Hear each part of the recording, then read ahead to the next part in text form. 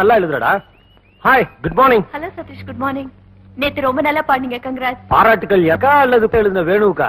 உண்மையை சொல்லணும். ரெண்டு பேருக்கும் தான்.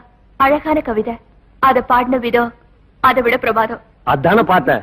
எங்க வேணுவை மட்டும் டைரக்டா பாராட்டினா நான் வருத்தப்படணும்னு நினைச்சு என்னையும் கொஞ்சம் பாராட்டுறீங்க. இல்ல சதீஷ், ரியலி நீங்க பாடினப்போ எஸ்பி பாலசுப்ரமணியம் பாடின மாதிரியே. ஐயோ, என்ன புல்லரிக்க வச்சுட்டம்மா. ஏங்க எதையோ சொல்லி என் தொழிலே மாத்திருவீங்க போல இருக்குத. எங்க அம்மா என்னைய டாக்டர் ஆகணும்னு நினைச்சிட்டு இருக்காங்க. தயவு செஞ்சு கெடுத்துடாதீங்க. எப்பா, இனிமே உன் கவிதை நீயே பாடிக்கோ. எனக்கு பெரிய ஆபத்தாயிரும் போல இருக்குத. வர்றேங்க. ஹலோ சிந்து, கங்க்ராச்சுலேஷன்ஸ். எதுக்கு? நீ காலேஜ் செக்ரட்டரி இருந்ததாலதான் ஃபங்க்ஷன் இவ்வளவு கிராண்டா நடந்துச்சு. ஃபங்க்ஷன் கிராண்டா தான் நடந்தது.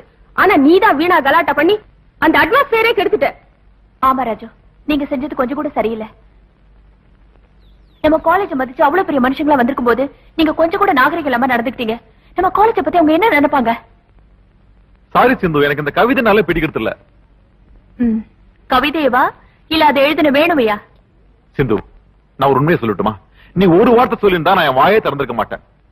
ஏன்னா உன் வார்த்தைக்கு நான் அவ்வளவு மரியாதை கொடுக்கறவன். இப்ப மட்டும் இல்ல, என் வாழ்க்கை பூராவும்.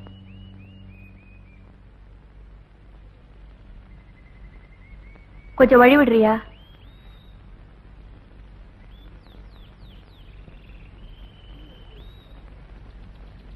நீ எல்லாம் எதுக்கு படிக்க வர்ற?